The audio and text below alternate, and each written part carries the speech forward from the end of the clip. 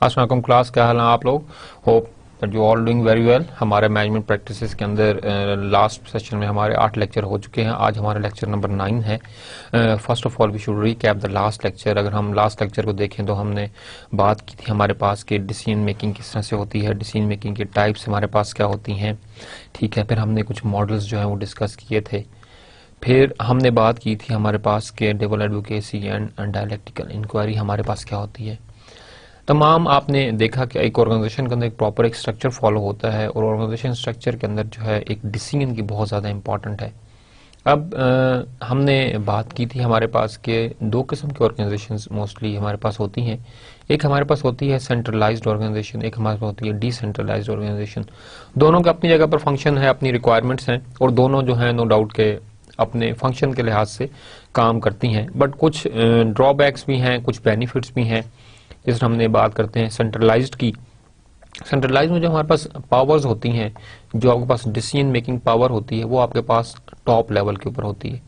या आप इसको इस तरह से कहें कि यहाँ पर जो आपके पास अप्रोच होती है कि जो आपके पास डिसीजन का फ्लो है वो होता है from top to bottom. Top to bottom mean कि आपके पास जो टॉप मैनेजमेंट है, जो सीईओज हैं, जो बोर्ड ऑफ डायरेक्टर्स हैं, वो आपका डिसीजन जो है यहाँ पर लेते हैं। और उसके बाद जो मिडिल मैनेजमेंट है, जो आपके पास सबसे नीचे जो आपके पास लोअर मैनेजमेंट है, जो आपके पास जो लाइन मैनेजर्स हैं वहाँ पर, और देन एम्प्लॉयज जो आपके वर्कर्स हैं वो उनके पास जाती है। तो यहाँ पर डिसीजन का फ्लो टॉप से बॉटम की तरफ आता है, ठीक है। अब ये आपके पास centralised control, for example military आपके पास है, आर्मी है, कुछ और ऐसी ऑर्गेनाइजेशंस हैं जहाँ पे स्ट्रिक्ट रूल्स एंड रेगुलेशंस होते हैं। वहाँ पर रूल रेगुलेशंस और जो कंडीशंस हैं, जो रिस्ट्रिक्शन है वो बहुत ज़्यादा जो है होती है यहाँ पर, क्योंकि यहाँ पे आपके पास हर बंदा डिसीजन नहीं ले सकता, ठीक है। फॉर एग्जांपल अगर हम मिलिट्री की एग्जांपल लें तो यहाँ पर हर बंदा डिसीजन नहीं लेता, बल्कि जो टॉप मैनेजमेंट है वही डिसीजन लेती है और जो नीचे हमारे पास है वो सिर्फ इम्प्लीमेंटेशन होती है उस डिसीजन की, क्योंकि all of the decisions they are strategic in nature.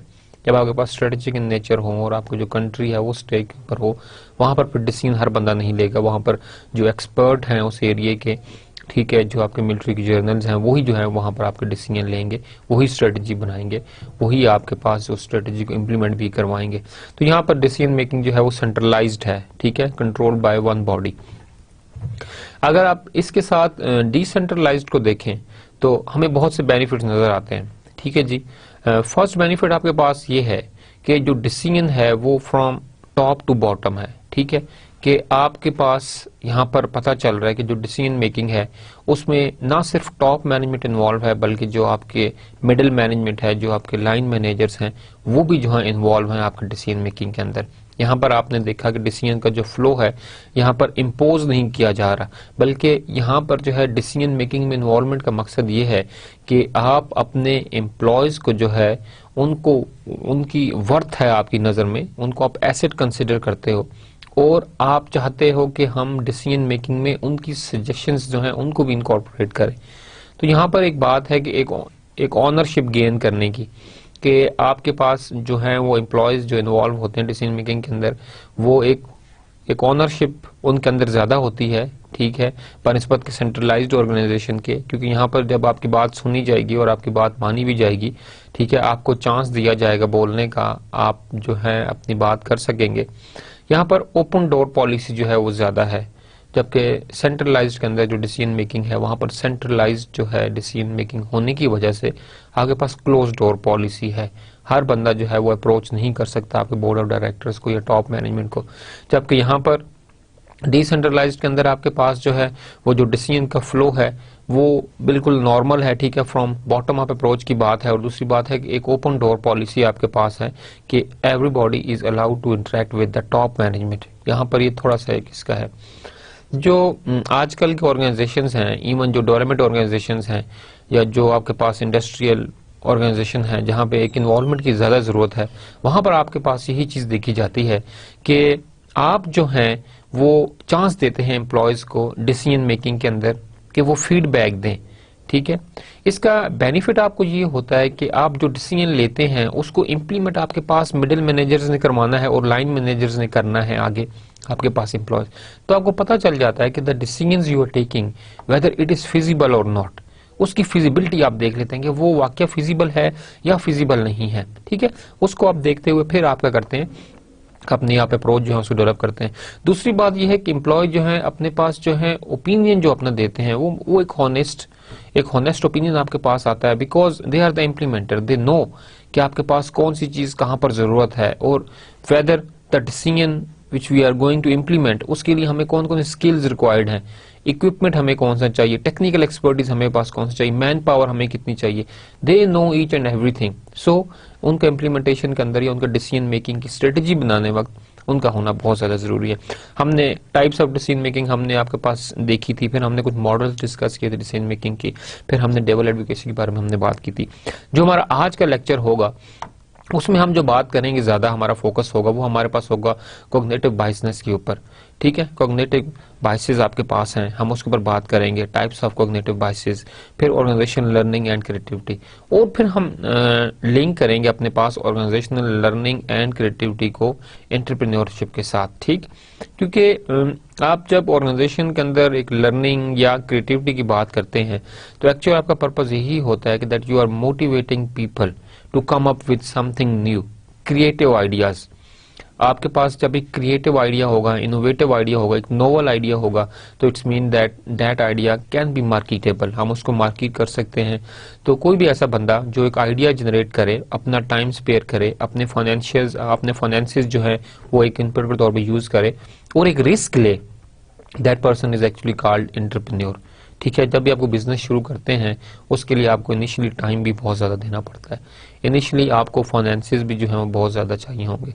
Of course risk का फैक्टर भी आपके पास जो है वो बहुत ज्यादा हाई होता है, बिकॉज आपको नहीं पता होता है whether your business is going to survive और नॉट। ठीक है, आपका कस्टमर से satisfaction, there are so many elements in starting a new business और लॉन्चिंग अ न्यू वेंचर। तो यहाँ पर हम इसके बारे में बात करेंगे। फिर हम बात करेंगे डेल्फी टेक्निक की। डेल्फी टेक्निक एक मोंटफोर्ट टेक्निक है, एक बीइंग ए मैनेजर, एक मैनेजमेंट की प्रैक्टिस है डेल्फी टेक्निक। हम इसके ऊपर बात करेंगे डेल्फी टेक्निक की इंपॉर्टेंस आपके पास क्या है, किस क्राइटेरिया के तहत जो है वो डेल्फी टेक्निक हम अप्लाई करते हैं, और डेल्फी टेक्निक किस तरह से चीज़ों को सॉर्ट करना आपके पास आसान बना देती है। So we should first start with the cognitive biases.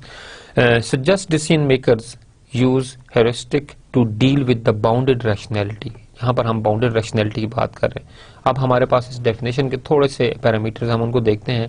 A heuristic is a rule of thumb to deal with the complex situations.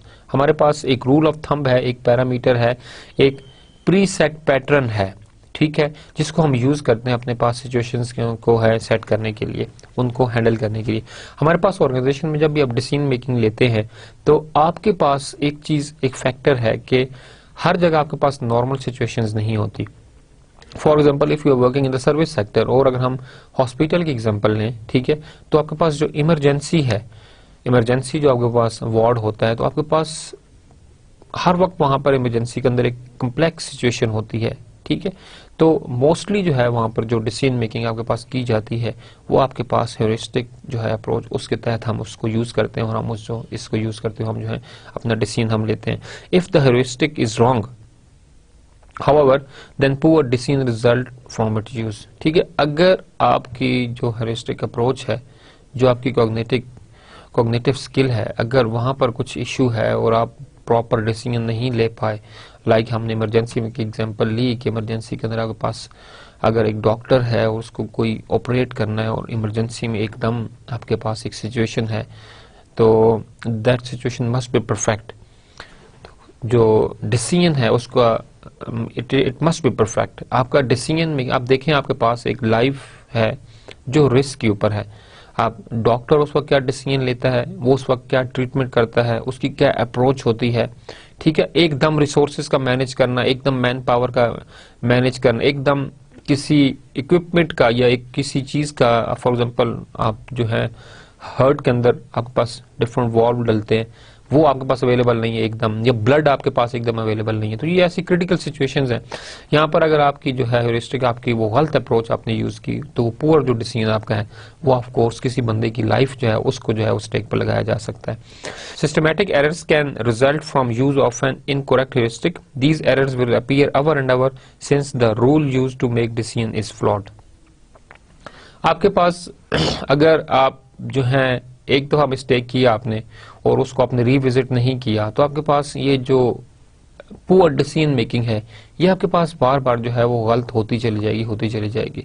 So issue is कि आपने क्या करना है कि जो एक फ्लॉड डिसीजन, आप बार बार एक रूल ऑफ थंब है उसी को आप यूज कर रहे हैं, आप उस रूल को जो है प्रॉपरली फॉलो नहीं कर रहे। अगर आपके पास एक पैटर्न बताया गया कि you have to follow, you have to do this work in this proper pattern, like for example आपके पास साइंटिफिक रिसर्च होती है, वहां पर आपके पास एक स्टेप वाइज डिसीजन आपके पास होते हैं, पहले आप ये करेंगे, फिर आप ये करेंगे, फिर आप ये करेंगे, फिर आपके पास एंड पे ये चीज आएगी। अगर इश्यू आपका रिजॉल्व नहीं होता फिर आप दोबारा इस स्टेप के ऊपर वापस आएंगे। तो एक स्टेप वाइज एक्टिविटी है, एक रूल ऑफ थंब है प्रॉपरली, इस तरह से ये काम आप इसको कर सकते हैं। बट अगर आप इसको नहीं करते, आपकी ह्यूरिस्टिक अप्रोच जो है वो गलत है और आप उस गलत को बार बार रिपीट कर रहे हैं और आप रिविजिट नहीं कर रहे हैं, then of course it should be a issue. हमारे पास जो कॉग्निटिव बायसेस हैं उसके हमारे पास 4 डिफरेंट टाइप्स हैं, ठीक है। फर्स्ट ऑफ ऑल हमारे पास है प्रायर हाइपोथेसिस। हाइपोथेसिस हमारे पास क्या होती है? प्रायर हाइपोथेसिस, पहले से आपको चीज जो है वो हाइपोथेसाइज कर लेते हैं। उर्दू में अगर हम इसको देखें तो उर्दू में आपके पास हाइपोथेसिस मफरूजा। मफरूजा आप इस तरह से समझें कि hypothesis is a statement which may be true और फॉल्स। हाइपोथेसिस हमारे पास एक ऐसी स्टेटमेंट है जो सही भी हो सकती है, जो गलत भी हो सकती है, बट आप एक इजम्पशन है आपकी कि ये एक एक्टिविटी है, इस एक्टिविटी की ये रीजंस है। फॉर एग्जांपल हम ये एग्जांपल दें आपको तो कि आपके पास जो स्ट्रेस है, जो बैंक के अंदर लोग काम करते हैं, इनका जो स्ट्रेस लेवल है वो बहुत ज्यादा हाई होता है। उसका एक रीजन आपके पास ये है कि जो बैंकिंग सेक्टर की रिक्वायरमेंट्स हैं और जो आपके पास बैंक की क्लोजिंग आवर्स हैं और जो फाइनेंशियल मैनेजमेंट है, ये आपके पास बहुत ज्यादा टफ जो है, ये एक आपके पास एक इशू है जो कि इजिली आपके पास मैनेजेबल नहीं है। तो यहां पर आपने क्या करना है कि यहां पर आपके पास एक ऐसी एक्टिविटी है कि हम कहते हैं जी स्ट्रेस, बैंक के अंदर एम्प्लॉय का स्ट्रेस, हम इसको एक देखते हैं, हम इसके हाइपोथेसिस डेवलप करते हैं। स्ट्रेस के रीजंस फाइंड आउट करें कि आपके ख्याल में स्ट्रेस के कौन कौन से रीजंस हो सकते हैं। फर्स्ट ऑफ ऑल जो आपके पास स्ट्रेस का रीजन है वो आपके पास ये है कि टाइमिंग, कि बैंक की जो टाइमिंग है वो आपके पास कई दफा रात 10 बजे तक, इन लोगों को सुबह 8 बजे से लेकर रात 10 तक इनके वर्किंग आवर्स आपके पास होते हैं। टाइमिंग एक फैक्टर है आपके पास, ठीक है जी। सैलरी, ठीक है, एक और फैक्टर है। रिवॉर्ड सिस्टम एक और आपके पास फैक्टर है। सुपरवाइजर सपोर्ट, आपका सुपरवाइजर सपोर्टिव है या नहीं। तो ये देखा आपने, डिफरेंट स्ट्रेस के फैक्टर आए। अब ये फैक्टर हो भी सकते हैं, ये फैक्टर नहीं भी हो सकते। तो हम क्या करेंगे कि हम अपनी हाइपोथेसिस यहां पर डेवलप करेंगे कि stress is the cause, sorry I should repeat this thing, that supervisor support is the cause of stress. या आप इसको इस तरह करें, if supervisor support is high stress is low, या इसका आप वॉइस वर्सा बना सकते हैं कि if supervisor support is low stress is high, ठीक है, ठीक है। If there is good reward system employee must be satisfied और स्ट्रेस शुड बी लो। आपके पास एक सेटअप बन सकता है। तो जो प्रायर हाइपोथेसिस है it should B one of the type आपके पास कॉग्निटिव बायस। आई होप कि आपको हाइपोथेसिस जो है वो क्लियर हो गया होगा। सेकंड हमारे पास है वो है रिप्रेजेंटेटिवनेस, एक और हमारे पास फैक्टर है। तीसरा हमारे पास है इल्यूजन ऑफ कंट्रोल। थर्ड हमारे पास है एक्सक्लेटिंग आपके पास कमिटमेंट। ये 4 फैक्टर्स हैं, हम इनको वन बाय वन हम इनको देखते हैं। हमारे पास जो टाइप्स हम प्रायर हाइपोथेसिस बायस, ये हमारे पास फर्स्ट टाइप है। इसमें हम क्या करते हैं, manager should allow strong prior beliefs about relationship between variable and make decision based on these beliefs even when the evidence shows these are wrong. जैसे हमने कहा कि प्रायर हाइपोथेसिस, आपके पास हाइपोथेसिस एक स्टेटमेंट है जो ठीक भी हो सकती है बट गलत भी हो सकती है, इसके अंदर आपके पास 50-50 चांसेस है। अब यहाँ पर जो आपके पास प्रायर हाइपोथेसिस बायस है, यहाँ पे आपके पास क्या है कि managers also strong prior belief about the relationship. जो आपकी मैनेजमेंट है उनका जो बिलीफ है कि आपके पास जो एम्प्लॉय का स्ट्रेस है वो किस वजह से आ रहा है। ये क्या हम एग्जांपल लेकर चल रहे हैं आपके पास हाइपोथेसिस के लिए कि उनका एक बिलीफ है कि जो बैंक की टाइमिंग है, ये जो है एम्प्लॉय जो स्ट्रेस है, इसका जो है जो मेन रीजन है एम्प्लॉय स्ट्रेस का, वो आपके पास क्या है, एम्प्लॉय की लो सैलरी है।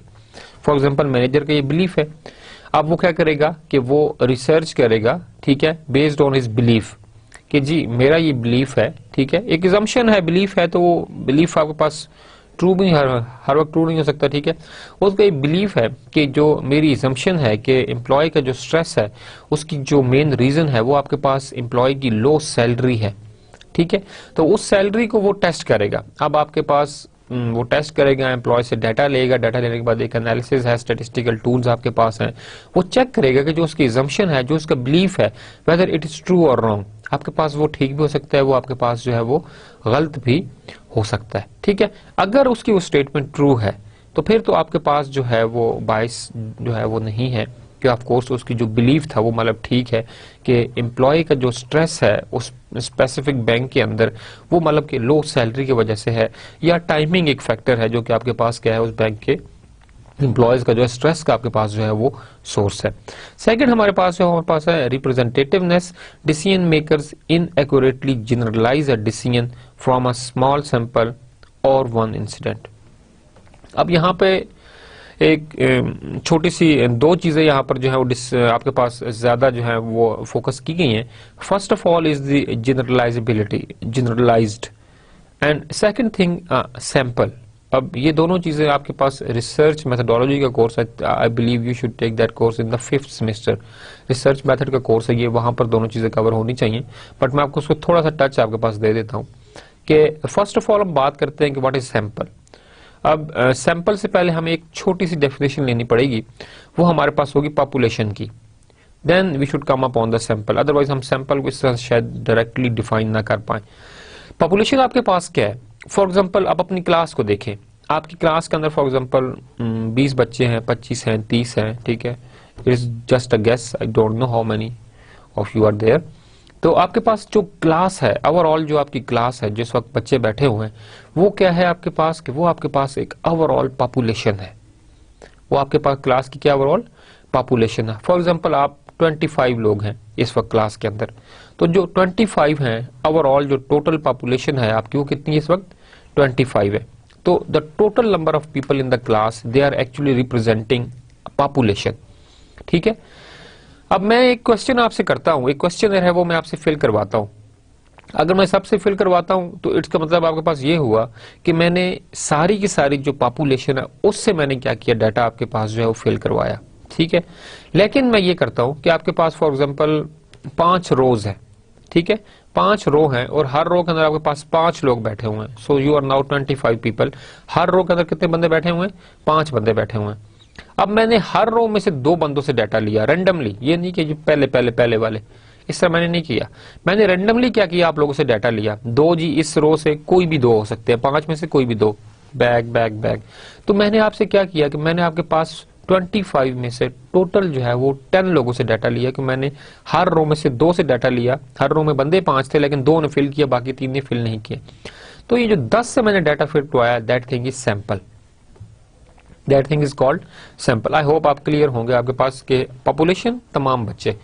सैंपल सबसे नहीं लिया क्योंकि एक क्लास है तो ओपिनियन ऑलमोस्ट सेम आएगा। मैंने रैंडमली जो है कुछ लोगों से डाटा लिया, तो मैंने जो 10 लोगों से मैंने डाटा लिया, ये आपके पास क्या कहलाएगा? ये आपके पास कहलाएगा सैंपल, ठीक है। अब यहां पर एक थोड़ा सा एक चीज है, बाइस, जब हमारे पास जो बाइसेस हैं, इसका जो फैक्टर है, हम यहाँ पे बाइसनेस को किस तरह से कंट्रोल करें आपके पास। अगर मैं ये कहूं जी पहली रो में से आप डाटा ले लें, इससे डाटा ले लो, दूसरी में से इससे ले लो, तीसरी में से ये ले लो, तो अगर आपने खुद बंदे सिलेक्ट किए, ठीक है, तो ये तो फिर बाइसनेस हुई कि जी आपने तो कुछ लोगों से लिया, बाकी तो आपने नहीं लिया। लेकिन मैंने जो कुछ से लिया वो मैंने खुद सिलेक्ट नहीं किए, वो रैंडमली सिलेक्ट किए गए हैं, ठीक है। इम्पोज नहीं किया मैंने अपना डिसीजन। कोई भी 5 में से कोई भी 2 जो है फेल कर दें उसको, तो हम उस डिसीजन को कंसिडर करेंगे। अगर अगली रो के 5 बच्चे में से 2 का मतलब 2 का जो डिसीजन ऑलमोस्ट अगले तीनों का भी वही डिसीजन आपके पास होगा। तो आप क्या करते हैं कि एक सैंपल लेते हैं, उस सैंपल से आपने डिसीजन, जैसे आपसे कहा अभी कि आपके 25 में से मैंने 10 बच्चों से डाटा लिया और जो मेरे पास रिजल्ट आए, उन रिजल्ट्स को मैंने जनरलाइज कर दिया on the whole class. Data मैंने 10 लोगों से लिया, लेकिन मैंने क्या किया, मैंने उसको जनरलाइज कर दिया एक पूरी की पूरी क्लास के ऊपर। फॉर एग्जाम्पल आप अगर चाहते हैं जी के स्कूल के बच्चों में एब्सेंटीज्म की क्या वजह है, स्कूल के बच्चों में जो एब्सेंटीज्म है उसकी क्या रीजन है, तो आप उन बच्चों से डाटा लेंगे जो स्कूल में ज्यादातर एब्सेंट रहते हैं। ऐसे ही है। अब पाकिस्तान के अंदर एक डिस्ट्रिक्ट के अंदर कितने स्कूल हैं भाई? बहुत ज्यादा स्कूल है। अब हर स्कूल के अंदर जाके, एक एक स्कूल के अंदर जाके तमाम बच्चों के पहले रिकॉर्ड चेक करें जी, कौन बच्चे एब्सेंट रहते हैं, फिर आप उसके बाद क्या करें, उनसे आप जो है वो डाटा लें तमाम के तमाम बच्चों से। फर्स्ट ऑफ ऑल तो इनिशियली इसका इतना बड़ा इशू है जी, बच्चे कैसे पहले फर्स्ट ऑफ ऑल सॉर्ट करें, इतना बड़ा आपके पास टाइम भी चाहिए, बजट भी आपके पास एक्स्ट्रा चाहिए। बीइंग अ रिसर्चर, आप जब रिसर्च में आएंगे तो आपको पता चलेगा कि बजट और टाइम दोनों बहुत बड़े कंस्ट्रेंट है। ना तो रिसर्चर के पास एक एक्स्ट्रा बजट होता है और ना ही उसके पास आपके पास क्या है कि एक्स्ट्रा टाइम होता है। With in the time limit आपको रिसर्च अपनी क्या, उसको आपको खत्म करना होता है। तो यहाँ पर आपके पास इशू आ रहा है, वो आपके पास ये आ रहा है कि हम इतने बड़े फुल के फुल पॉपुलेशन से डाटा नहीं ले सकते।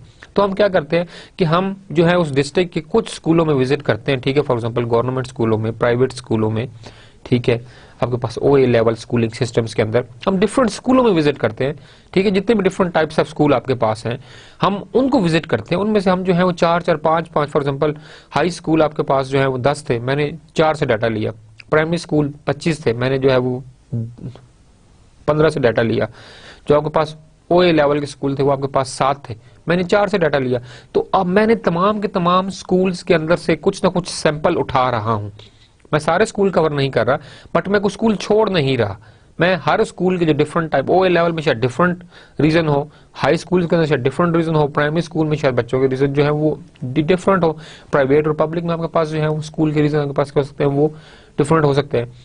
तो मैंने क्या किया, मैंने तमाम के तमाम स्कूल से मैं डाटा में ले रहा हूँ, ठीक है, बट मेरा सैंपल जो है वो आपके पास क्या है वो डिफरेंट, और आपके पास सैंपल मेरे पास क्या है वो फैला हुआ सैंपल है, ठीक है। तो मैंने कुछ लोगों से डाटा लिया, कुछ स्कूलों से डाटा लिया और मैंने रिजल्ट को जनरलाइज कर दिया ओवरऑल डिस्ट्रिक्ट स्कूल के ऊपर। तो this is the benefit of this sample कि आप सैंपल से डाटा लें, उसको आप जनरलाइज कर दें किसके ऊपर, तमाम के तमाम उस सब्जेक्ट्स के ऊपर जिनसे आपने डाटा जो है वो लिया हुआ है। तो ये आपके पास टाइम भी बचता है और आपके पास जो रिजल्ट है वो एक जनरलाइज्ड भी हो जाता है।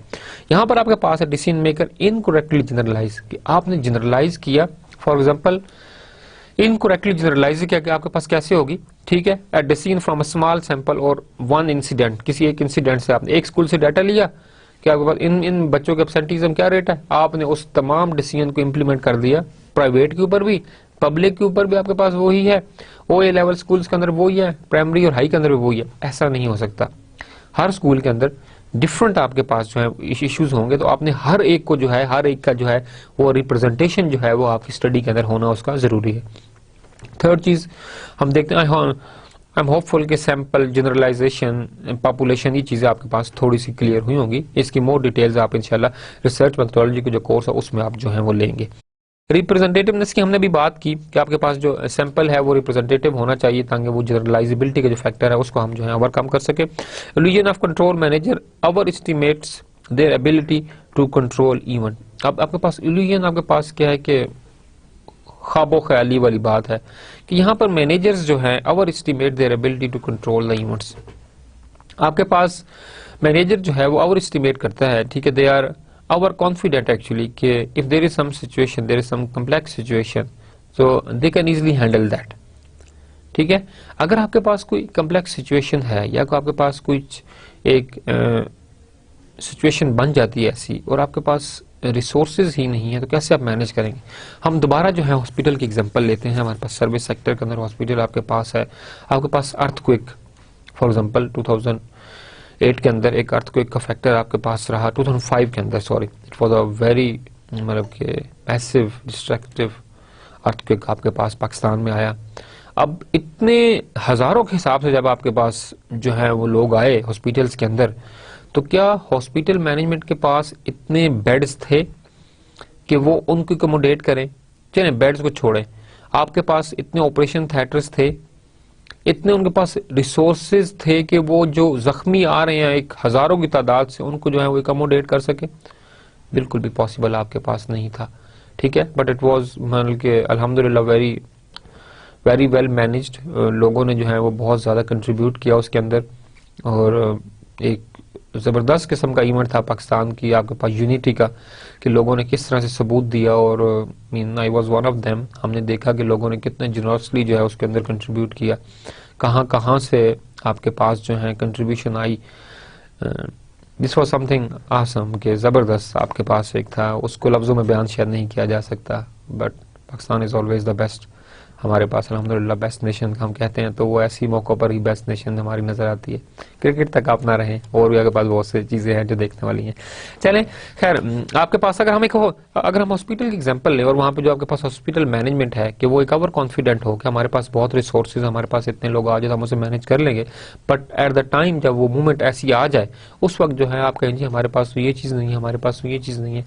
सो आपके पास एक ओवर कॉन्फिडेंस जो है वो आपके पास हमेशा जो है वो इंसान को जो है वो नुकसान देता है। तो इसलिए जब भी रिस्क ले, ओवर कॉन्फिडेंस अगर आप होते हैं, ठीक है, रिस्क तो इन्वॉल्व है, जब भी आप रिस्क ले you should have to take the calculated risk. आप रिस्क जरूर ले, रिस्क अच्छी चीज है, जहां पे रिस्क आपके पास है वहां पे आपके पास बेनिफिट्स भी फिर ज्यादा होंगे।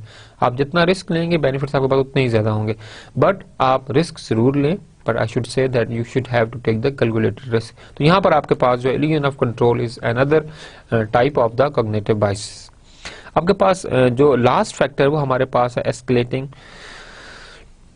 commitment। Managers has already committed considerable resources to the project and then commits more even after feedback indicates problem। आपके पास आप एक प्रोजेक्ट के अंदर है और प्रोजेक्ट के अंदर you already invested a lot, आप ऑलरेडी जो है बहुत ज्यादा जो है इन्वेस्टमेंट कर चुके हैं, ठीक है, और आपके पास इश्यूज भी आ रहे हैं, प्रॉब्लम्स भी आ रहे हैं, बट उन प्रॉब्लम्स और इश्यू के मतलब के होते हुए भी आप और ज्यादा उसके अंदर इन्वेस्टमेंट कर रहे हैं। सो of course this is not good thing, ठीक है। यहाँ पर आपके पास जो मैनेजर बाइसेस है वो आपके पास ये है कि वो एक प्रॉब्लम को हैंडल नहीं कर रहे, वो बस इन्वेस्टमेंट के ऊपर उनका जो है ज्यादा फोकस है।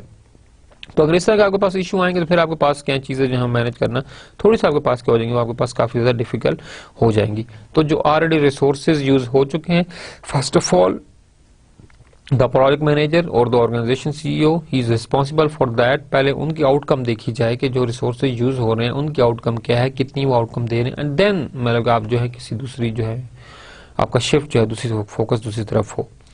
जो हमारे पास नेक्स्ट टॉपिक है कॉग्निटिव टाइप और कॉग्निटिव बायसेस के पास, वो हमारे पास है ग्रुप डिसीजन मेकिंग, ठीक है। हम अभी तक देखते रहे डिसीजन मेकिंग आपके पास क्या है, डिसीजन मेकिंग के टाइप्स आपके पास क्या है, ठीक है। फिर हमने अभी बात किया आपके पास कॉग्निटिव बायसेस की, कॉग्निटिव बायसेस की हमने टाइप्स देखी। In organisation mostly you have to work in group. आपके पास जो डिफरेंट डिपार्टमेंट्स होते हैं ऑर्गेनाइजेशन के अंदर, ये एक्चुअली एक ग्रुप होता है, group of people with the same skill. Finance department के अंदर तमाम के तमाम जो प्रोसेसेस हैं it's related to the finance. आपके पास जो एडमिनिस्ट्रेशन डिपार्टमेंट है, ऑल द एक्टिविटीज वो हमारे पास रिलेटेड है किसके साथ, आपके पास एडमिनिस्ट्रेशन के साथ। इससे आपके पास डिफरेंट चीजें हैं जो कि आपके पास जो है वो कंट्रीब्यूट करती है। हर डिपार्टमेंट का अपना एक फंक्शन, इंफॉर्मेशन सिस्टम का एक अपना फंक्शन है। मोस्टली इन ऑर्गेनाइजेशन आपके पास जो है वो डिसीजन मेकिंग जो है वो ग्रुप्स के अंदर होती है, ठीक है, और टीम वर्क के ऊपर ज्यादा आपके पास फोकस होता है। हमारा जो ये टॉपिक है हमारे पास डिसीजन मेकिंग हम करेंगे बात, हमारा टॉपिक डिसीजन मेकिंग के ऊपर है, but now we are focusing और our shift is on group decision making। Many decisions are made up in group setting। in organization setting हमारे पास होता है ज्यादातर। Groups tend to reduce cognitive biases and can call on combined skill and abilities। ये आपके पास जो हमने cognitive biases हमने अभी देखी थी कि हमारे पास 4 उसकी टाइप्स थी, ठीक है, वहां पे इंडिविजुअल डिसीजन ज्यादा मैटर हो रहा था। ग्रुप के अंदर आपके पास वो जो कॉग्निटिव बाइसेस हैं वो ओवरकम हो जाते हैं, क्योंकि आपके पास ग्रुप ऑफ पीपल होता है, कोई बंदा अपना डिसीजन इम्पोज नहीं कर सकता, बल्कि तमाम ग्रुप की पार्टिसिपेशन उस डिसीजन मेकिंग के अंदर जो है वो होती है, और हर बंदे की जो फीडबैक है, जो राय है, उसको जो है वो वेटेज दी जाती है, ठीक है। तो कोई बंदा आपके ऊपर फोर्स नहीं कर सकता, बिकॉज यहाँ पर जो है ग्रुप डिसीजन मेकिंग की बात हो रही है, तो पूरे के पूरे ग्रुप की बात आपको माननी है, सुननी है, और जो भी डिसीजन होगा वो उस ग्रुप के जो है वो कंसेंट से होगा, ठीक है। ग्रुप का जो कंसेंट है उसका होना जरूरी है। तो यहाँ पर आपके पास ग्रुप डिसीजन मेकिंग जो है वो कॉग्निटिव जो बाइसेस हैं उनको जो है वो आपके पास बहुत ज्यादा रिड्यूस कर देते हैं। There are some disadvantages with group. First of all group think, biased decision making resulting from group member striving for agreement। Biased decision making resulting from group members striving for the agreements। For example इसको देखते हैं हम, usually occur when group members rely around a central manager idea and became blindly committed without considering alternatives। आपके पास यहाँ पर जो group decision making में जो बाइसनेस का फैक्टर है वो पहली यहाँ पर जो सिचुएशन आपके पास दी है आपके पास कि you are again rely on the idea of your CEO. जो आपके पास सेंट्रल बॉडी है, जो आपके पास डायरेक्टर हैं यूनिवर्सिटी के या जो भी आपके डायरेक्टर है ऑर्गेनाइजेशन के, ठीक है, आपका जो उन्होंने बात की है आप उसी की जो है वो फेवर कर रहे हैं। You are not looking for the alternatives. कि ये जो डिसीजन बात असल में जो ग्रुप थिंकिंग है उसका मकसद ही आपके पास यही है कि आप जो अनसर्टिनिटी उसको आप रिड्यूस करें। क्योंकि जब ग्रुप के अंदर डिफरेंट स्किल के लोग होते हैं, डिफरेंट माइंडसेट के लोग होते हैं, तो आपके पास जो है एडवांटेजेस उसके ज्यादा होने चाहिए बनस्पत डिसएडवांटेज के। और यहाँ पर जो एक डिसएडवांटेज यहाँ पर जो शेयर किया गया वो आपके पास यही है कि you are doing a group decision, ठीक है, you are taking a group decision, but issue is that your whole concern is the idea of your CEO. ठीक है, कि जो सीईओ का आइडिया है आपका फोकस उसी तरफ ही है। ठीक है, जब इस तरह का आपके पास होगा कि आप ब्लाइंडली कमिटेड होंगे किसके साथ, अपने सीईओ के साथ, और आपको अल्टरनेटिव जनरेट नहीं करेंगे और जैसा सीईओ कहेगा आप यस सर कर देंगे, तो फिर आपके पास ऑफ कोर्स के आउटकम उस तरह के नहीं आने वाली। तो बीइंग अ गुड मैनेजर, ये एक मैनेजमेंट प्रैक्टिस के अंदर आप आएंगे, तो बीइंग अ मैनेजर आपको डिसीजन मेकिंग जो है वो टीम्स में काम करवाना पड़ेगा और आपको पता चलेगी ये बात कि आपने जो है कभी ब्लाइंडली जो है वो चीज को नहीं मानना, ठीक है, बल्कि एटलीस्ट फीडबैक जरूर दें, सोचें, अपनी राय जरूर दें, ठीक है, और हर डिसीजन के अल्टरनेटिव्स जनरेट करें। मैनेजमेंट का मकसद ही आपके पास यही है कि we have to take the decision, but management का जो सब्जेक्ट है उस चीज पे फोकस करता है कि you have to generate the alternatives, you have to calculate the risk associated with each alternative, और फिर फिजिबिलिटी देखते हुए आप जो है उन अल्टरनेटिव्स में से जो है वो कैलकुलेटेड रिस्क लेते हुए जो है वो डिसीजन लें और एक अल्टरनेटिव आप चूज करें। एक डिसीजन है, एक ही चीज है, then this is not a management. हमें वे आउट जो है उसके साथ हमें आना है, हम देखने हैं वे आउट आपके पास क्या हो सकते हैं। तो group tend to convince each member that idea must be forwarded. यहाँ पे आपके पास क्या है कि group tends to convince each member, ठीक है, that idea must be forward, कि सीईओ का जो आइडिया है इसको हमने हर हाल में जो है वो आगे फॉरवर्ड आपके पास करना है। हर बंदा जो है एक दूसरे को यही जो है वो समझाने की कोशिश करे। Then again there is a group biasness. Improve group decision making, so how you can improve the last mention biasness, कि सीईओ के डिसीजन के ऊपर हर बंदा जो है वो फोकस कर रहा है, सीईओ के डिसीजन को इंप्लीमेंट करवाने की कोशिश कर रहे हैं। अब उसको किस तरह से इंप्रूव किया जा सकता है? वन ऑफ द टेक्निक हमारे पास है, वो हमारे पास है डेविल एडवोकेसी।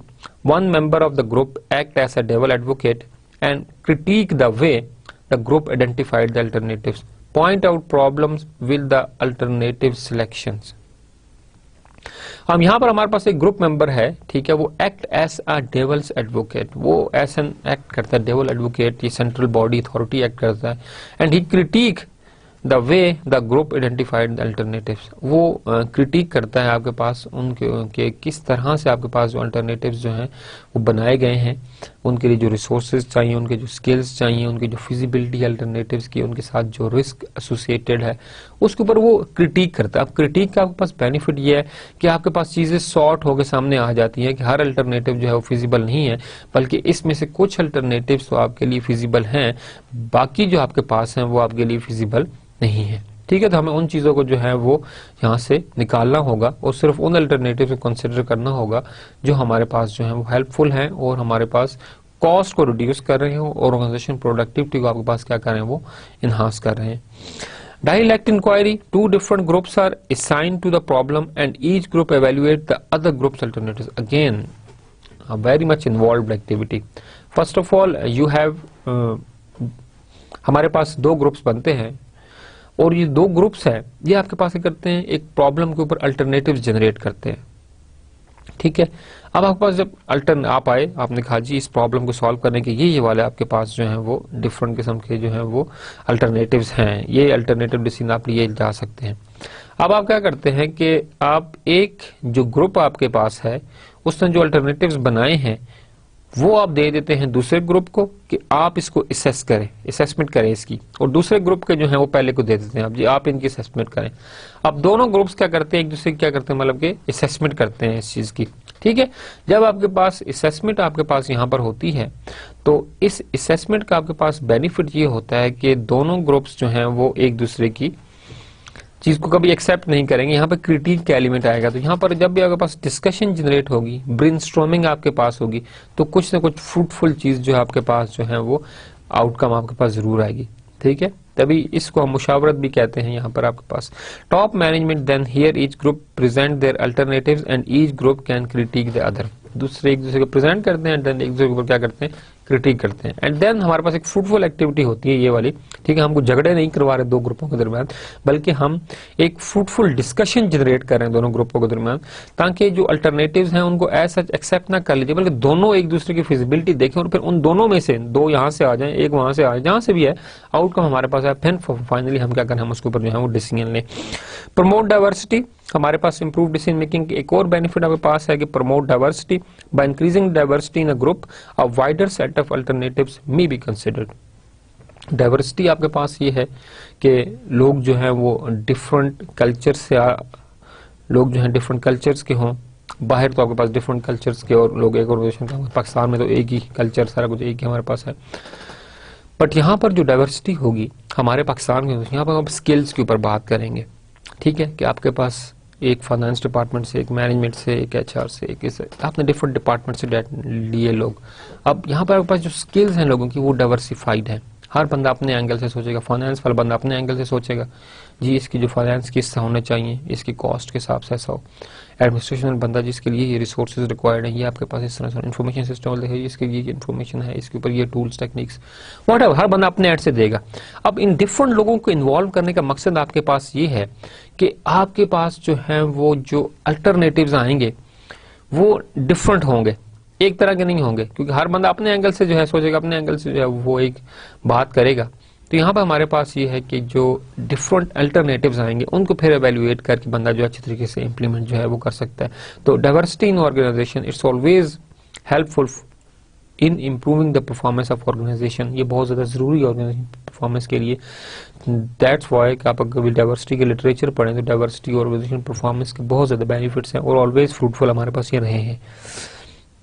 हमारे पास डेवल एडवोकेट वर्सेस आपके पास जो डायलैक्ट इंक्वायरी है, हमने अभी इसके ऊपर डिस्कशन की है, हम इसको दोबारा थोड़ा देख लेते हैं। हमारे पास के डेवल एडवोकेसी में आप क्या करते हैं, first of all you present your idea, then your all the alternatives और ideas they will be criticised, उनके ऊपर क्रिटिसाइज होता है, लोग क्रिटिक करते हैं उसके ऊपर, and then reassess alternative, accept, modify और रिजेक्ट, आप उनको रीअसेस करते हो, रिकंसिडर करते हो, रिविजिट करते हो अपने अल्टरनेटिव्स को, और फिर आप क्या करते हो, अगर उसके अंदर जो है कोई मॉडिफिकेशन करके उस अल्टरनेटिव को इम्प्रूव किया जा सकता है तो आप उसको इम्प्रूव करते हैं, और if there is no feasibility to accept that फिर आप उसे करते हो, आप रिजेक्ट करते हो। यहाँ पर आपके पास जो है वो अल्टरनेटिव जनरेट करना ये एक सारे का सारा एक प्रोसेस है। जबकि यहाँ पर आप क्या करते हो, यहाँ पर एक प्रॉब्लम है, आपने दो डिफरेंट ग्रुप बनवा दिए डायलैक्ट इंक्वायरी के अंदर, दो डिफरेंट ग्रुप को आपने कहा जी प्रॉब्लम सेम है, इसके आप अल्टरनेटिव जनरेट करने से क्या सॉल्यूशंस हो सकते हैं आपके पास, इसके बारे में, इस प्रॉब्लम को सॉल्व करने के लिए आप क्या क्या डिसीजंस लेंगे। तो आपके पास जो अल्टरनेटिव 1 है ये ग्रुप 1 है, अल्टरनेटिव 2 आपके पास ग्रुप 2 है, ये दो डिफरेंट आपके पास अल्टरनेटिव्स आएंगे। फिर हमारे पास होगा डिबेट द टू अल्टरनेटिव्स, इन दो जो आपके पास ग्रुप्स हैं जो अल्टरनेटिव्स दिए हैं इनके दरमियान आपके पास क्या होगी, वो डिबेट होगी, ठीक है, आपके पास डिस्कशन होगी, एक ब्रेनस्टॉर्मिंग सेशन होगा जो कि हमेशा फ्रूटफुल रहता है। देन रीअसेस अल्टरनेटिव, एक्सेप्ट 1 और 2 और कंबाइन, आप क्या करते हैं कि क्रिटिक करते हैं उन अल्टरनेटिव्स के ऊपर, उनको आप एक्सेप्ट करते हैं, उनको आप रिजेक्ट करते हैं, या क्या करते हैं कि आप जो है उनको कंबाइन कर लेते हैं, कि इन दोनों को जो आप कंबाइन कर लेते हैं, yes it is good, but अगर हम कंबाइन करें तो इससे जो ओवरऑल जो एक परफॉर्मेंस है वो और ज्यादा बढ़ जाएगी, ठीक है। अगर अल्टरनेटिव 1 अच्छा है तो आप उसको एक्सेप्ट कर लें, अगर अल्टरनेटिव 2 अच्छा है तो आप उसको एक्सेप्ट कर लें, otherwise you should merge them, आप उन्हें क्या करें, बस मर्ज कर लें। जो हमारे पास थर्ड आज का टॉपिक था, हम डिसीजन मेकिंग की हम बात कर रहे थे, ठीक, हमने डिसीजन मेकिंग बात की, हमने कॉग्निटिव बायसेस की बात की, फिर हमने जो है अभी लास्ट में डेवल एडवोकेसी और हमने डायलैक्ट इंक्वायरी के ऊपर देखा। अब हमारे पास जो नेक्स्ट टॉपिक है आज के सेशन का वो हमारे पास है ऑर्गेनाइजेशन लर्निंग एंड क्रिएटिविटी। ये आपके पास बहुत इंपॉर्टेंट और फोकस टॉपिक है हमेशा की तरह, कि आपके पास ऑर्गेनाइजेशन में लर्निंग किस तरह से होती है और क्रिएटिविटी किस तरह से होती है, ठीक है। मोस्टली हमारे पास ऑर्गेनाइजेशन जो है वो लर्निंग के ऊपर फोकस तो करती ही हैं, but the more focus is on the creativity, क्योंकि क्रिएटिविटी एक ऐसी चीज है जो कि आपकी ऑर्गेनाइजेशन को, आपको डिफरेंशिएट करती है आपके कोलीग से या आपके जो कंपटीटर्स हैं उनसे। आपके पास कोई मार्केट में प्रोडक्ट आता है, अगर वो प्रोडक्ट यूनिक है, क्रिएटिव है, इनोवेटिव है, नॉवल आइडिया है, तो क्या करेगा, उसकी एक्सेप्टेंस आपके पास मार्केट में क्या होगी, वो ज्यादा होगी। तो you always have to look मतलब इनटू द एडवर्टाइजमेंट, आप देखें डिफरेंट एडवर्टाइजमेंट आपके पास चलती हैं, फॉर एग्जांपल मोबाइल कंपनीज की आप देखें, आप पेप्सी और कोक की देखें, आपके पास डिफरेंट जो मशरूबात है आप देखेंगे कि they are actually competing with each other. आपके पास जो इंग्रेडिएंट्स या जो वो चीजें दे रहे होते हैं वो असल में एक इम्प्रूवमेंट, एक क्रिएटिविटी हो रही होती है, इस प्रोडक्ट के अंदर डेवलपमेंट आपके पास जो है वो चल रही होती है, जो कि कस्टमर को ज्यादा से ज्यादा अट्रैक्ट करती है और उनके लिए जो है प्रॉफिट का जो है वो सोर्स बनती है। ऑर्गेनाइजेशन लर्निंग को हम देखते हैं जी। Organisation learning, manager seek to improve members ability to understand the organisation and environment so as to raise the effectiveness. Of course organisation effectiveness को तभी बढ़ाया जा सकता है जब आपकी ऑर्गेनाइजेशन के बारे में जो लर्निंग है, ठीक है, ऑर्गेनाइजेशन के प्रोसेसेस के बारे में, ऑर्गेनाइजेशन के जो रूल रेगुलेशंस है उनके बारे में आपकी अंडरस्टैंडिंग अच्छी होगी, तो ऑफ कोर्स आपकी जो लर्निंग का फैक्टर है और जो इफेक्टिवनेस टुवर्ड्स ऑर्गेनाइजेशन प्रोसेसेस हैं, ठीक है, your contribution towards organisation function आपके पास जो है वो आपके पास ज्यादा होगी और इम्प्रूव्ड आपके पास होगी। तो लर्निंग ऑर्गेनाइजेशंस आपके पास क्या होती हैं? Managers try to improve the people's ability to behave creatively, ठीक है, टू मैक्सिमाइज ऑर्गेनाइजेशन लर्निंग। यहाँ पर आपके पास जो है जो लर्निंग ऑर्गेनाइजेशन हैं, managers always they are focusing कि आपके पास जो लोगों की एबिलिटी है, ठीक है, वो आपके पास क्या हो, इम्प्रूव हो, जो उनके अंदर जो क्रिएटिविटी है उसका जो एलिमेंट है उसको किस तरह से हम जो है उसको हम इम्प्रूव करें, ठीक है, कि लोग जो है वो एक क्रिएटिव और इनोवेटिव थॉट्स के साथ जो है सामने आए और क्या करें कि वो कंट्रीब्यूट करें आपके पास। अब हमारे पास जो क्रिएटिविटी है हम इसको जो है वो देखते हैं हमारे पास कि is the ability of decision makers to discover novel ideas leading to the feasible course of action. जैसे मैंने अभी आपसे बात शेयर की थी कि आपके पास क्रिएटिविटी का होना जरूरी है, क्योंकि क्रिएटिविटी ही आपके पास सोर्स है डिफरेंशिएशन का। आप अगर अपने आप को देखें, अपनी एग्जांपल आप अगर खुद लें, तो आप अगर कुछ ऐसा काम करते हैं जो कि आपके क्लास फेलोज ने नहीं किया, ठीक है, कोई ऐसी एक्टिविटी आप करते हैं, फॉर एग्जांपल आपने जो है क्या किया कि टॉप कर लिया एक सब्जेक्ट के अंदर, तो आपने एक्चुअली क्या किया कि आपने खुद को डिफरेंशिएट किया, किससे? अपने क्लास फेलोज से। तो दिस इज समथिंग कि you did something very much unique, ठीक है, आपने कुछ डिफरेंट किया है। अब डिफरेंट किया है तो लोग आपको क्या करेंगे, यार वो देखो इस स्पेस इसने टॉप किया है, ठीक, इस बंदे ने बहुत टॉप किया है। यहाँ पर आपके पास जो है आपकी स्किल के ऊपर बात हो रही है। बट जो ऑर्गेनाइजेशंस हैं उनके जो रिसर्च एंड डेवलपमेंट डिपार्टमेंट के अंदर ज्यादातर आपके पास क्रिएटिविटी या क्रिएटिव लोग आपके पास जो है वहाँ पे फोकस्ड होते हैं, वहाँ पे ज्यादा उनको रखा जाता है। मैनेजर सीईओ भी ऑफ कोर्स उसका क्रिएटिव विजनरी होना एक बहुत बड़ा एलिमेंट है आपके पास ऑर्गेनाइजेशन के अंदर। तो यहाँ पर हम ये बात करेंगे, अगर आपको एक ऐसा आइडिया जनरेट करते हैं, एक ऐसी चीज जनरेट, फॉर एग्जाम्पल आप देखें कि एप्पल जो है, स्टीव जॉब, उन्होंने जो है एक कंप्यूटर जो है, एक एप्पल का एक आइडिया आया, एप्पल को लेकर आया। उससे पहले डेल भी आपके पास कंप्यूटर थे उससे पहले भी, बट एक वो एक आइडिया के साथ आए और उसको प्रॉपर उनको मार्केट किया, आपके पास उसकी फिजिबिलिटी दे, और अब आपके पास एप्पल जो है वो कहाँ से कहाँ पर है। तो जहां भी आपके पास एक क्रिएटिव और इनोवेटिव आइडिया होगा उसकी एक्सेप्टेंस जो है आपके पास जो है वो ज्यादा होगी, ठीक है। ऑलवेज आपके पास जो है वो सस्पेंस आपके पास क्रिएट करता है, आपके पास नोवेलिटी जो है वो हमेशा क्वालिटी होती है और नोवेलिटी हमेशा एक्सपेंसिव आपके पास होगी, ठीक है। तो जो भी आप एक आइडिया जनरेट करते हैं या जो भी आप जो है क्रिएटिविटी एक है, ऑफ कोर्स हर बंदे का अंदर एबिलिटी है, ठीक है। अब मैनेजर जो है वो ज्यादातर अपने एम्प्लॉयज को पुश करते हैं। जब आपके पास एक लर्निंग ऑर्गेनाइजेशन की हम बात करते हैं तो लर्निंग ऑर्गेनाइजेशन में हम यही बात देख रहे होते हैं कि आपके पास आप उनको लर्निंग जो है वो एक जो है एनवायरमेंट दो, लर्निंग एनवायरमेंट के अंदर क्या करेंगे, वो आपके पास बिहेव करेंगे, एक्टिवली पार्टिसिपेट करेंगे, आपके पास मोटिवेशन आपके पास हाई होगी, ऑर्गेनाइजेशन कमिटमेंट लेवल आपके पास क्या होगा, वो हाई होगा। जब आपके पास इस तरह की आपके पास एनवायरमेंट होगी तो वहां पे आपके पास क्या होगा कि क्रिएटिविटी के एलिमेंट जो आपके पास जो है वो एकदम बूस्ट होगा, ठीक है। लोग जो है वो इनोवेटिव, वो नए आइडिया के साथ आएंगे, आपके ऑर्गेनाइजेशन की जो प्रोग्रेस ऑफ कोर्स वो इनहांस करेगी। But what ever idea is, उसका जो है वो फिजिबल होना जरूरी है, ठीक है। जो भी एक आइडिया है, हम जी क्या करेंगे, हम जाके चांद के ऊपर जो है वो कैफेटेरिया बनाएंगे। यार आइडिया तो ठीक है, इनोवेटिव भी है, चांद के ऊपर कैंटीन नहीं है, जरूरत भी शायद होगी चांद के ऊपर जो एस्ट्रोनॉट्स जाते हैं, लेकिन इस तरह तो बात नहीं चल सकती, ठीक है। आप आइडिया दें, जरूर आइडिया दें, बड़ा क्रिएटिव आइडिया है, ठीक है जी, बिजनेस चलेगा चांद के ऊपर आपका, ठीक है। लेकिन इशू ये है कि इसकी फिजिबिलिटी कहाँ पर है, चांद के ऊपर जाना कुछ ये कि थोड़ा हम राजा बाजार जा रहे हैं, ठीक है, ऐसा नहीं है। चांद के ऊपर जाना वो एक और कॉस्टली काम है, फिर वहां पर जो है उन तमाम को फिर आपके पास जो है लाइक आपकी मूवमेंट है वो आप इस तरह रेगुलरली नहीं वहाँ पे मूव कर सकते, ठीक है। वहाँ फ्लोटिंग, आपके पास बॉडी फ्लोटिंग होती है, तो इस तरह आपके पास पॉसिबल नहीं। तो आइडिया आप जरूर दें, हम इसमें कुछ नहीं है, इससे आगे की आप सोचें, आप सूरज में चले जाए, जहाँ भी चांद के ऊपर आप जो है अपने ब्यूटी पार्लर ओपन कर लें, हमें उसमें कुछ हर्ज नहीं है। लेकिन इशू ये है कि फिजिबिलिटी उसकी नहीं है। जो भी आप आइडिया दें, ठीक है, उसका एक फिजिबल कोर्स ऑफ एक्शन, उसकी एग्जीक्यूशन भी आपके पास हो सके, ठीक है। फोर्स, एक फिजिबल कोर्स ऑफ एक्शन, उसकी डायरेक्शन कि हम इस आइडिया को एग्जीक्यूट कैसे करेंगे, उसकी एग्जीक्यूशन जो है वो सबसे बड़ा इंपॉर्टेंट फैक्टर है, ठीक है। आइडिया का नोवल, आइडिया क्रिएटिव होना जरूरी है, but issue is that it should B implementable, it should B feasible. आपके पास फिजिबल हो के क्या करें, आप उसको इम्प्लीमेंट कर सकें। Creative management staff and employees are the key to the learning organisation. Of course एक लर्निंग ऑर्गेनाइजेशन के अंदर हम प्रोड्यूस यही करना चाह रहे हैं कि आपके पास लर्निंग एनवायरनमेंट आप क्रिएट करें, और उस लर्निंग एनवायरनमेंट आपके पास क्या होगी, जो क्रिएटिविटी है, जो डिफ्रेंसिएशन है, जो नोवेलिटी है, वो आपके पास खुद बहुत जो है वो सामने आपके पास आएगी। हमारे पास एक प्रिंसिपल है आपके पास सेंस के, हमारे पास लर्निंग ऑर्गेनाइजेशन प्रिंसिपल है, इनकरेज सिस्टम थिंकिंग। यहाँ पर लर्निंग ऑर्गेनाइजेशन के अंदर of course encourage system thinking, system thinking के ऊपर जो है वो ज्यादा आपके पास फोकस किया जाता है। अब यहाँ पर इसके अंदर जो आपके पास 4 एलिमेंट्स आपके पास हैं, हम उनको वन बाय वन देखेंगे। मैं यहाँ आपसे डिस्कस करता हूँ, हम आपके पास आपको जो है नेक्स्ट स्लाइड में आपके साथ इसकी जो डिटेल्स हैं वो शेयर करता हूँ। Build complex challenging mental models. Of course एक आपके पास इस तरह के मॉडल्स बिल्ड करें जो चैलेंजिंग भी हों और आपको जिसमें मेंटल एक्सरसाइज भी आपके पास ज्यादा हो।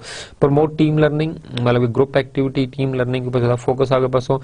Build share vision, you must have a vision, ठीक है, but it must be shared. तमाम लोगों का जो है उसमें इनपुट होना जरूरी है ताकि तमाम लोग उस पर एग्री हो। एक बंदे का और विजन है, दूसरा और डायरेक्शन में जा रहा है, विजन आपकी डायरेक्शन सेट करता है फॉर द फ्यूचर, ठीक है।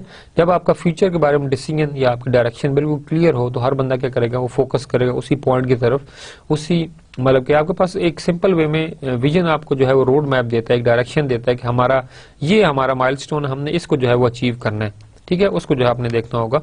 तो आपके पास जब शेयर्ड विजन होगा तो हर बंदे की डायरेक्शन जो है वो एक ही होगी। डेवलप पर्सनल मिस्ट्री, हम इसको वन बाय वन आपके पास देखते हैं।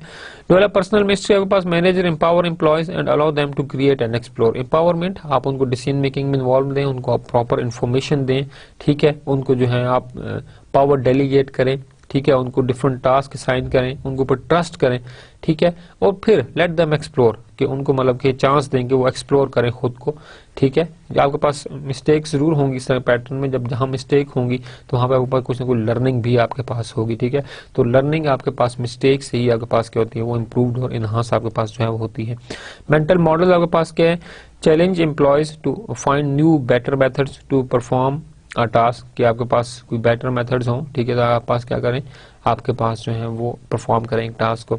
यहाँ पर हम यही बात कर रहे हैं कि जब आप लर्निंग ऑर्गेनाइजेशन की बात करें, सिस्टम थिंकिंग की बात कर रहे हैं, टीम वर्क को आप प्रमोट करें, तो आप हर बंदे को जो है वो चांस दे रहे हैं कि वो कंट्रीब्यूट करे। जब हर बंदा जो है फीडबैक देगा, कंट्रीब्यूट करेगा, तो इस तरह के ऑर्गेनाइजेशन में आपके पास क्या होगा कि आपके पास चांसेस जो है आपके पास जो है वो ज्यादा से ज्यादा आपके पास क्या होंगे, वो होंगे, ठीक है, क्रिएटिव और इनोवेटिव आपके पास आइडिया आने के। यहाँ पर मेंटल मॉडल कि आप challenge employ to find new better method, कि आपके पास एक चीज है, हम उसको एक तरीके से कर रहे हैं और वो काम कर भी रही है, बट हम ये चाहते हैं कि इस तरह से आपके पास ना हो, बल्कि इससे अच्छा कोई और क्रिएटिव वे हो इसी काम को करने का। तो give them the opportunity, give them the chance, कि आप उन्हें चांस दें आपके पास कि वो किस तरह से क्या करें, वो कंट्रीब्यूट करें आपके पास एक चीज के अंदर। तो फिर हम उसके साथ बात करेंगे, ठीक है जी, कि आपने ऑर्गेनाइजेशन के अंदर जो है वो मोनोपोली नहीं बनाई हुई, बल्कि हर बंदा जो है वो कंट्रीब्यूट कर, हर बंदा एम्पावर्ड फील कर रहा है। जब आपके पास एम्प्लॉयज एम्पावर्ड होंगे, ठीक है, कि वो फील फ्री करेंगे, सिस्टम थिंकिंग के ऊपर उनको फोकस होगा, तो वहां पे एक ऑर्गेनाइजेशन की जो एक ऑनरशिप है, ओन करना किसी चीज को, ऑनरशिप जो है वो आपके पास बढ़ेगी। जब आपका ऑनरशिप को आप इसमें देखें, आपका घर होता है, आप खुद उसे साफ करते हैं, सब कुछ खुद करते हैं, क्योंकि आपका अपना घर है, ठीक है। आपकी अम्मी घर को साफ रखना, हर चीज, क्यों, अपना घर है, उसकी सफाई, हर चीज, मेंटेनेंस, हर चीज का वो भी ख्याल रखता है, अम्मी भी, आप भी कंट्रीब्यूट कर, क्यों, अपना घर है हमारा, हम उसे साफ भी रखेंगे, उसे करेंगे। बट आप अपने कैंपस के अंदर जब आप आते हैं, ठीक है, तो आपके पास क्या चीज होती है कि आप जब तक उसको ओन नहीं करना शुरू करें, उसको अपना घर, उसको अपना एक फैमिली कंसिडर नहीं करना, अपने कोलीग्स को फैमिली कंसिडर शुरू नहीं करेंगे, तब तक आपके पास जो है क्रिएटिविटी और पॉजिटिविटी आपके पास जो है वो पॉसिबल नहीं है, उसको आपके पास जो है वो एक एक आना। तो जो वो ऑर्गेनाइजेशन जो अपने एम्प्लॉय को फैमिली कंसिडर करती हैं, उनको डिसीजन मेकिंग में, पार्टिसिपेशन में, हर चीज़ में जो है वो जो है उनको चांस दिया जाता है, तो वो लोग ज़्यादा एम्पावर्ड होते हैं, वो उस ऑर्गेनाइजेशन को अपनी फैमिली कंसिडर करते हैं, उसके लिए जो है वो दिन रात जो है वो मेहनत करते हैं। ठीक है, दैट थिंग, आपके पास ऑनरशिप बढ़ेगी तो आपके पास क्या होगा कि इन्हांसमेंट होगी आपके पास क्रिएटिविटी की। Team learning is more important than individual learning since more decision are made in a group ज्यादा परफेक्ट है ब्रेनस्टॉर्मिंग सेशंस की वजह से। Build a share vision, a people share A common mental model of the firms to evaluate the opportunities। एक आपके पास set direction है, आप उसी तरफ जाएंगे और उसी तरफ जाते हुए जो है आप क्या करेंगे, अपॉर्चुनिटीज जो है उस डायरेक्शन में जो है आप उसको एक्सप्लोर करेंगे। System thinking knows that action in one area of the firm impacts all other. अगर आपके पास एक एरिया में परफेक्शन आ रही है तो ऑफ कोर्स वो परफेक्शन जो है तमाम बाकी चीज़ों को भी आपके पास जो है ऑर्गेनाइजेशन के बाकी प्रोसेसेस को भी जो है वो आपके पास क्या करेगी, वो इम्प्रूव कर रही होगी। Individual creativity, organization can build an environment sportive creativity। ठीक है, sportive of creativity organization ऐसे होनी चाहिए जो कि आपके पास क्रिएटिविटी हो, लाइक जैसे हमने लास्ट मॉडल में तमाम के तमाम सिस्टम थिंकिंग, आपके पास मेंटल मॉडल चैलेंजिंग आपके पास काम है, वो तमाम चीज़ें आपके पास जो है एक्चुअली इसी के ऊपर ही हैं। Many of these issues are the same as for the learning organisation. Managers must provide employees with the ability to take risk. Of course अब उन्हें आप एम्पावर करेंगे, डिसीजन मेकिंग स्किल्स देंगे, टास्क देंगे, ग्रुप एक्टिविटी करवाएंगे, तो you are empowering them to take decision. Of course there is a learning. If people take risk they will occasionally fail. ठीक है, ओकेजनली वो फेल जरूर होंगे, बट इस फेलियर का मकसद ये आपके पास नहीं है कि वो बिल्कुल ही फेल हो गए। आपके पास कोई भी फेलियर है उसमें भी आपके पास कोई ना कोई लर्निंग एलिमेंट है। ठीक है, आप एडिसन की एग्जांपल ले लें। एडिसन ने जब बल्ब बनाया तो उन्होंने 1000 एक्सपेरिमेंट किए, 1000 एक्सपेरिमेंट किए। 1001 जो आपके पास एक्सपेरिमेंट था उसमें he was successful in making a bulb. ठीक है, अब किसी ने पूछा कि आपने 1000 एक्सपेरिमेंट किए, आप 1000 दफा फेल हुए, ठीक है, और आपने 1001 में जो है वो आपने जो है वो आपका बल्ब बना उस कोशिश के अंदर, तो उन्होंने कहा कि मैं फेल नहीं हुआ। 1000 मैंने 1000 डिफरेंट वेज देखे जिससे इंसान फेल हो सकता है। ठीक है, actually he set the pattern कि अगर इस तरह करोगे तो क्या हो जाएगा, फेल हो जाएगा आपके पास। इस तरह अगर आप करते हैं तो आप क्या हो जाएंगे, आप फेल हो जाएंगे। ठीक है, तो हज़रत अली की बड़ी अच्छी एक मुझे बात याद आ रही है, मैं आपसे जरूर शेयर करना चाहूंगा, इंशाल्लाह लाइफ में आपको कहीं काम आएगी। हज़रत अली रज़ी अल्लाह तआला ने फरमाया कि इंसान दो तरह के होते हैं। एक वो होते हैं जो कि दूसरों के एक्सपीरियंस से सीख जाते हैं। ठीक है, लाइक जिस तरह फेलियर हुआ तो ये काम करोगे तो फेल हो जाओगे। दूसरे एक इंसान वो होते हैं जो दूसरों के फेलियर से सीख जाते हैं। एक वो होते हैं जो तजर्बा करके फिर जो है वो सीखते हैं। एक जो है वो सीखते हैं लोगों के तजर्बों से, एक सीखते हैं जो तजर्बा करके सीखते हैं। तो फरमाया पहले वाली कैटेगरी ज्यादा अच्छी है, जो दूसरों के तजर्बों से जो है वो सीख जाएंगे। इस तरह करेंगे तो आप फेल हो जाएंगे। ठीक है, तो मैं अल्लाह ब्लेस यू कि दूसरों के तजर्बे, बड़ों के जो एक्सपीरियंस हैं उन्हें जो है जरूर जो है वो एकमोडेट करना चाहिए और उनके एक्सपीरियंस से फायदा उठाना चाहिए। Third to build creativity periodic failure must be rewarded. Periodic failure must be rewarded. Period उन फेलियर्स को आप इंकरेज करें, next time initiative will done, इससे अच्छे तरीके से काम को करो। This idea is hard to accept for somebody. ये आइडिया हर एक मैनेजर का नहीं, फेल होगा ओहो मेरा नुकसान हो गया, हर बंदा जो है इस चीज को ऐसे नहीं चला सकता। तो लेट देम फेल। ठीक है, एक मैनेजिंग प्रैक्टिसेस के अंदर इस चीज को आप जरूर देखिएगा, बीइंग अ मैनेजर के अगर कोई एक्टिविटी होती है, फेलियर होता है, no problem, next time it will be done, but उस फेलियर से कुछ ना कुछ जगह पर लर्निंग है। लर्निंग ऑर्गेनाइजेशन इस चीज को जो है वो इंकरेज करती है, डिस्करेज नहीं करती। बिल्डिंग ग्रुप थिंकिंग, हमने ब्रेनस्टॉर्मिंग के बारे में बात की। आपके पास जो है वो ब्रेनस्टॉर्मिंग आपके पास है। ठीक है, यहाँ पर मैं देख रहा था कि आपकी डेल्फी टेक्निक कहाँ चलेगी, मेरे पास ही है अभी। ब्रेनस्टॉर्मिंग में आपके पास ये है कि जिस हमने कहा कि डिफरेंट अल्टरनेटिव्स जनरेट करो, फिर उनको आप डिस्कस करो। This is sort of brainstorming. Manager meet face to face to generate and debate many alternatives. Face to face बैठ के उनके ऊपर आप डिबेट करें। Group members are not allowed to evaluate alternatives until all alternatives are listen. हर एक को chance मिलेगा, जिसने जो अल्टरनेटिव बनाया है उसको शेयर करने का जो है वो चांस मिलेगा। You are not allowed to mean participate until and unless each and everybody already shared his alternative. Be creative and radical in starting alternative. अब ये एक इंडिविजुअल के ऊपर है कि he must be creative and radical in stating alternatives जो decision state कर रहा है, अल्टरनेटिव स्टेट कर रहा है एक डिसीजन के बारे में, एक प्रॉब्लम के बारे में, उसके बारे में वो क्रिएटिव थॉट्स उसकी होनी चाहिए। When all are listed then the pros and cons of each are discussed and a short list created. बहुत से लोगों ने ग्रुप में काम किया, उन आइडियाज जनरेट किए, फिर उनके प्रॉज, उनके कॉन्स, बेनिफिट्स उसके हमने डिस्कस किए, फिर एंड पे हम एक सम अप के ऊपर आए कि जी ऐसा आपके पास जो है वो होना चाहिए। ठीक है, आपके पास ये वाले अल्टरनेटिव्स ठीक है, ठीक है, और तमाम ग्रुप कंसेंट, ग्रुप कंसेंसस क्या करता है, हम उनको सिलेक्ट करते हैं। तो दिस थिंग इज कि आइडिया ब्रेनस्टॉर्मिंग, आपके पास एक अल्टरनेटिव्स की जो एक लॉन्ग लिस्ट है उसको जनरेट करना और फिर उनके ऊपर डिस्कशन करना और फिर कम up with something very precise, accurate. ठीक है, अल्टरनेटिव्स के साथ this is something very much fruitful. Production blocking is a potential problem with brainstorming. Production blocking हमारे पास क्या है, member can not absorb all the information being presented during a session and can forget their own. जब इतना ज्यादा आपके पास massive किस्म की वो चीजें आपके पास आएंगी कि हर बंदे, आपके पास 100 मेंबर है, 100 ने डिस्क आपके पास दिए, तो शायद आपको अपना आइडिया भूल जाए मैंने जो है कि अल्टरनेटिव दिया था। इस जगह के ऊपर थोड़ा सा इसका ये एक इशू है, बट इट शुड मैनेजेबल।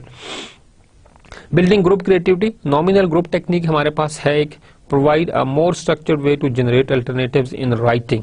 ठीक है, इसमें कैसे हमारे पास होता है, फर्स्ट इन राइटिंग आप जो है लिखें उसको, आप बोले नहीं अपने आइडिया को, बल्कि आप उसे राइट अप में करें। Avoid the production blocking problem, उसका सोल्यूशन है यहाँ पर कि आप जब लिखेंगे तो आपको याद रहेगा कि आपका क्या था, आइडिया क्या था।